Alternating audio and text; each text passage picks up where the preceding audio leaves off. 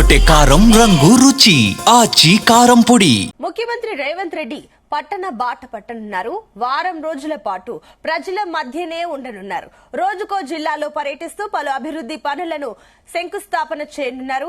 పంచాయతీ ఎన్నికల కోడ్తో ఇబ్బందులు లేకుండా పట్టణాల్లోనే కార్యక్రమాలు చేపట్టనున్నారు.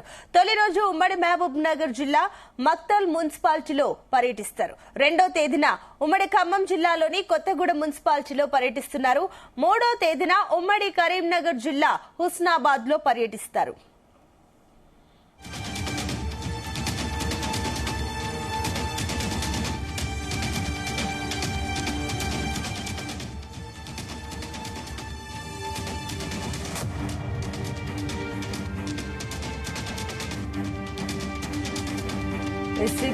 నేటి నుంచి ఏదైతే సీఎం రేవంత్ రెడ్డి పట్టణ బాట పట్టనున్నట్లు తెలుస్తుంది. 3 రోజుల పాటు కూడా ఆయన పట్టణ బాట పట్టనున్నారు. ఇదే అంశానికి సంబంధించి మరిన్ని డీటెయిల్స్ మా కరెస్పాండెంట్ అందిస్తారు. రేపటి నుంచి అటు సీఎం రేవంత్ రెడ్డి పర్యటనలు ఉండబోతున్నారు కాబట్టి దీనికి సంబంధించిన డీటెయిల్స్ ఏంటి? వంశీకృష్ణ, ఏదైతే రేపటి నుంచి కూడా 6 రోజుల పాటు సీఎం రేవంత్ రెడ్డి జిల్లాల పర్యటన చేపట్టనున్నారు. ప్రధానంగా ఈ ఏదైతే కాంగ్రెస్ ప్రభుత్వం వచ్చి 2 ఏళ్లు పూర్తవుతున్నటువంటి నేపథ్యంలో ఈ జిల్లాల పర్యటనకు సీఎం రేవంత్ రెడ్డి శ్రీకారం చుట్టారని కూడా చెప్పాలి. ముందుగా పట్టణ ప్రాంతాలకే ఈ యొక్క పర్యటన పరిమితం అవుతుందని పార్టీ వర్గాలు వెల్లడించడం జరిగింది. ప్రధానంగా డిసెంబర్ 1వ తేదీన మహబూబ్ నగర్ జిల్లా మక్తల్, 2న ఖమ్మం జిల్లా, ఏదైతే ఖమ్మం జిల్లాలోని కొత్తగూడెం, 3న కరీంనగర్ జిల్లా హుస్నాబాద్ లో సీఎం రేవంత్ రెడ్డి పర్యటిస్తారని కూడా తెలిపారు. డిసెంబర్ 9 లోపల దాదాపుగా 6 రోజుల పాటు సీఎం జిల్లాల పర్యటన ఉండనుంది. ఏదైతే తదుపరి 8, 9వ తేదీన హైదరాబాద్ లో జరిగేటటువంటి గ్లోబల్ సమిట్ కి సంబంధించినటువంటి కార్యక్రమంలో పాల్గొనబోతున్నారు. ప్రధానంగా మరో 4 రోజుల పాటు కూడా ఆదిలాబాద్, నర్సంపేట్, దేవరకొండ, హైదరాబాద్ ఏదైతే తదితర ప్రాంతాల్లో సీఎం పర్యటించే అవకాశం ఉన్నట్టు కూడా తెలుస్తా ఉంది. ప్రధానంగా పలు కార్యక్రమాలకు శంకుస్థాపనలు చేయనున్నారు. దాంతో పాటుగా పలు జిల్లాల అభివృద్ధికి సంబంధించి ఏదైతే సమీక్ష సమావేశం నిర్వహించనున్నారు, పలు అధికారులకు కూడా ఆదేశాలు ఇవ్వబోతున్నట్టు కూడా తెలుస్తా ఉంది. ప్రధానంగా స్థానిక సంస్థల ఎన్నికలు జరుగుతున్నటువంటి నేపథ్యంలో సీఎం రేవంత్ రెడ్డి పర్యటన అనేది కొంత రాజకీయంగా ప్రాధాన్యత సంతరించుకుందనేది కూడా చెప్పాలి. ఇప్పటికే స్థానిక ఎన్నికలకు సంబంధించినటువంటి అంశాలు ఏదైతే పంచాయతీ ఎన్నికలకు సంబంధించినటువంటి నోటిఫికేషన్లు జారీ చేసినటువంటి విషయం మనకు తెలిసిందే. దాంతో పాటుగా నామినేషన్లు కూడా స్వీకరిస్తున్నారు. 3 దశలుగా ఈ ఎన్నికలు జరుగుతున్నటువంటి నేపథ్యంలో ఈ సమయంలో సీఎం రేవంత్ రెడ్డి జిల్లాల పర్యటన అనేది రాజకీయంగా కూడా ప్రాధాన్యత సంతరించుకుందని కూడా చెప్పడం జరిగింది. గ్రామాల వైపు ఈ పర్యటన వెళ్ళకపోయినా కూడా ఏదైతే పట్టణ ప్రాంతాలకు ఈ పర్యటన అనేది పరిమితం అవుతుందనేది కూడా కాంగ్రెస్ పార్టీకి చెందినటువంటి వర్గాలు కూడా చెప్తా ఉన్నాయి. డిసెంబర్ 9 లోపల దాదాపుగా 6 రోజుల పాటు కూడా జిల్లాల పర్యటన జరగనుంది. సీఎం రేవంత్ రెడ్డి పలు అభివృద్ధి కార్యక్రమాలకు శంకుస్థాపన చేస్తారు. దాంతో పాటుగా పలు కార్యక్రమాలకు సంబంధించి రివ్యూ కూడా ఆయా జిల్లాలో జరగనుందని కూడా చెప్పొచ్చు.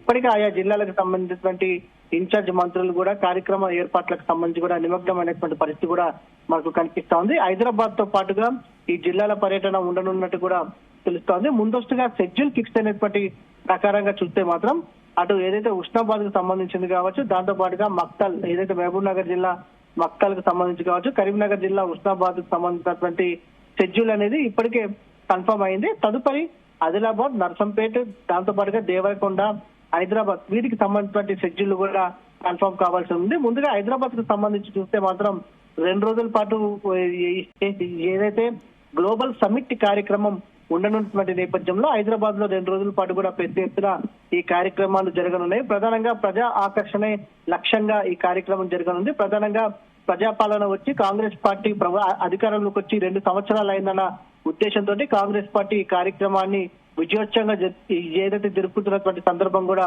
మనకు కనిపిస్తా ఉంది. అయితే వంశీకృష్ణ, ప్రత్యేకించి ఇప్పుడు వారం రోజుల పాటు దాదాపుగా 6 రోజులు ప్రజల మధ్య సీఎం రేవంత్ రెడ్డి ఉండబోతున్నారు కాబట్టి దీనికి సంబంధించిన ఏర్పాట్లు ఏ రకంగా జరుగుతున్నాయి? బందోబస్తుకు సంబంధించిన ఏర్పాట్లు ఏ రకంగా ఉన్నాయి? ఇప్పటికే పెద్ద ఎత్తున కూడా జిల్లా యంత్రాంగాలు ఏదైతే జిల్లాలకు సంబంధించి కూడా పర్యటన చేయబోతున్నారో ఆ జిల్లాలకు సంబంధించి ఇప్పటికే సమాచారం అనేది వెళ్లిపోయింది. ఇప్పటికే ప్రత్యేకంగా దీనికి సంబంధించిన ఏర్పాట్లు కూడా కొనసాగుతున్నాయి. ఆయా జిల్లాల ఎమ్మెల్యేలు కావచ్చు, కలెక్టర్లు కావచ్చు, దాంతో పాటుగా ప్రధానంగా జిల్లా మంత్రులు కూడా అక్కడే మకం వేసి ఏర్పాట్లను పర్యవేక్షిస్తా ఉన్నారు. ప్రధానంగా ప్రజాపాలన వారోత్సవాలను ఏవైతే ఉన్నాయో వాటిని విజయవంతం చేయాలనేది కూడా ప్రభుత్వం కృతనిశ్చయంతో ఉన్నటువంటి నేపథ్యంలో ఆ దిశగా భారీ ఎత్తునే ఏర్పాట్లు చేస్తున్నటువంటి పరిస్థితి మనకు కనిపిస్తుంది. ఇప్పటికే పొన్నం ప్రభాకర్ కరీంనగర్ లో హుస్నాబాద్ కి చేరుకోవడం జరిగింది. అక్కడ ఉన్నటువంటి ఏర్పాట్లను కూడా పర్యవేక్షిస్తా ఉన్నారు. జిల్లా యంత్రాంగానికి ఆదేశాలు ఇస్తా ఉన్నారు. దాంతో పాటుగా ప్రధానంగా సీఎం రేవంత్ రెడ్డి టూర్ ఉన్నటువంటి నేపథ్యంలో భారీ బందోబస్తుతో పాటుగా ఇప్పటికే ఆయా కాంగ్రెస్ పార్టీకి చెందినటువంటి నాయకులు భారీ ఎత్తున జన సమీకరణకు సిద్ధమైనటువంటి పరిస్థితి కూడా మనకు కనిపిస్తా ఉంది. జన సమీకరణ మధ్యలోనే సీఎం రేవంత్ రెడ్డి ప్రసంగించనున్నారు. దాంతో పాటుగా భారీ ఎత్తున బహిరంగ సభలు ఒక 2 నుంచి 3 వరకు నిర్వహించాలనేది కూడా కాంగ్రెస్ పార్టీ యొక్క ఆలోచనగా కనిపిస్తోంది. ఆ దిశగా ఏర్పాట్లు కూడా జరుగుతున్నటువంటి సందర్భం కూడా మనకు కనిపిస్తుంది. ఈ సందర్భంగా నేరుగా ప్రజలతో మాట్లాడి కూడా వారికి అక్కడ ఏం కావాలి, ఏ వసతులు కావాలనే అంశానికి సంబంధించి కూడా పట్టణ ప్రాంత ప్రజలతో మాట్లాడే అవకాశం ఉన్నటువంటి నేపథ్యంలో ఆ దిశగా కూడా జిల్లా పార్టీ యంత్రాంగాలకు సంబంధించి కూడా వారు ఏర్పాట్లు చేస్తున్నటువంటి సందర్భం కూడా మనకు కనిపిస్తా ఉంది.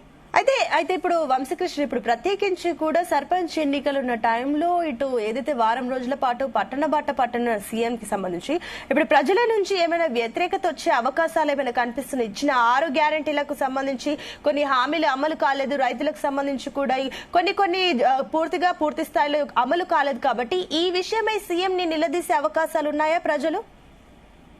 ఖచ్చితంగా అధికార పక్షం ఎవరు అధికారంలో ఉన్నా కూడా వారు ఇచ్చినటువంటి హామీల పైన ప్రజా వ్యతిరేకత అనేది కొంత ఉండే అవకాశం ఉంటుంది. ఎందుకంటే ప్రభుత్వ ఫలాలు అనేవి కొంతమందికి అందే అవకాశం ఉంటుంది, కొంతమందికి అందనే అవకాశం కూడా మనకు కనిపిస్తుంది. ఈ సందర్భంగా కూడా మనం గతంలో సీఎం రేవంత్ రెడ్డి కావచ్చు, మంత్రుల పర్యటన సందర్భంగా అనేక అంశాలను మనం చూస్తా ఉన్నాము. ప్రధానంగా ఏవైతే 2500 మహిళలకు ఇస్తున్నటువంటి 2500 మహాలక్ష్మి స్కీమ్ కి సంబంధించినటువంటి ప్రత్యేకంగా పెద్ద ఎత్తున చర్చ జరుగుతుంది. దాంతో పాటుగా పింఛన్ వృద్ధులకు సంబంధించినటువంటి పింఛన్ పెంచుతాం అనేది కూడా ఇప్పటికే ప్రభుత్వం హామీ ఏదైతే కాంగ్రెస్ పార్టీ హామీ ఇచ్చినటువంటి నేపథ్యంలో ఆ దిశగా కొంచెం ప్రజలు అడిగే అవకాశం కూడా కనిపిస్తా ఉంది. దాంతో పాటుగా ప్రజల నుంచి కంటే కూడా వ్యతిరేకత కొంత రాజకీయ పక్షాల నుంచి మాత్రం విపక్షాల నుంచి మాత్రం కొంత అత్యధికంగా వ్యతిరేకత అనేది కనిపిస్తా ఉంది.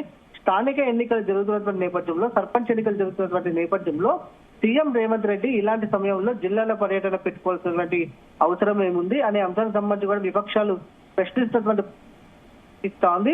ఈ ఏదైతే పంచాయతీ ఎన్నికలు అయిపోయిన తర్వాత పర్యటన పెట్టుకోవాలి కానీ ఈ సందర్భంగా ప్రజలను ఆకర్షించడానికి సీఎం రేవంత్ రెడ్డి శంకుస్థాపనకు సంబంధించినటువంటి విషయాలు కావచ్చు, అభివృద్ధికి సంబంధించినటువంటి రివ్యూ అంశాలపైన చర్చ పెట్టాల్సినటువంటి అవసరం ఏముంది, సమీక్ష సమావేశం నిర్వహించాల్సిన అవసరం ఏముంది అనేది కూడా పెద్ద ఎత్తున విపక్షాల నుంచి కొంత వ్యతిరేకత అనేది మనకు కనిపిస్తా ఉంది.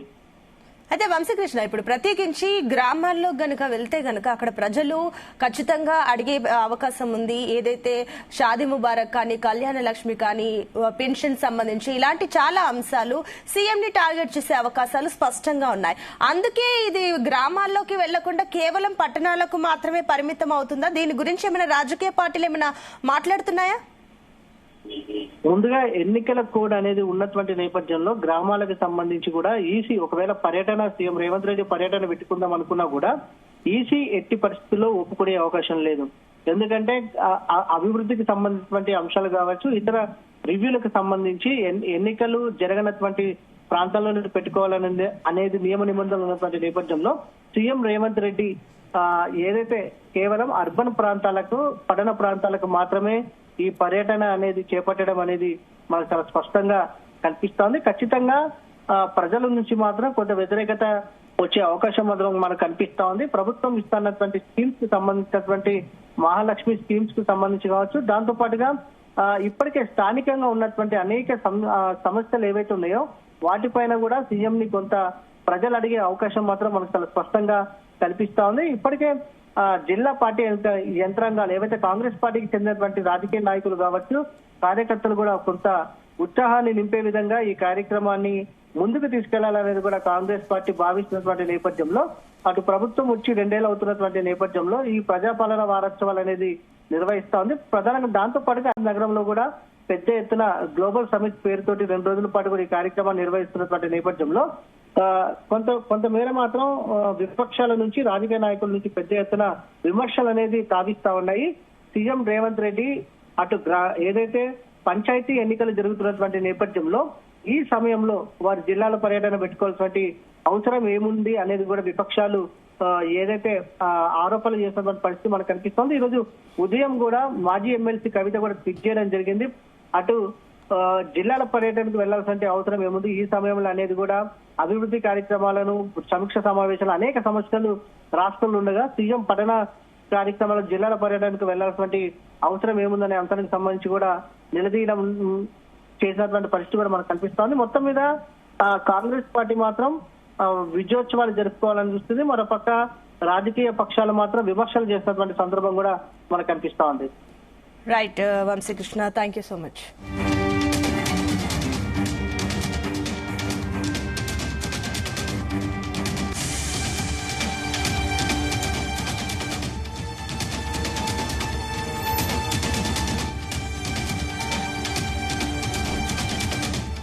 గుమగుమల వంటలే వంటలే తెరకొట్టే కారం రంగు రుచి ఆచి కారం పొడి.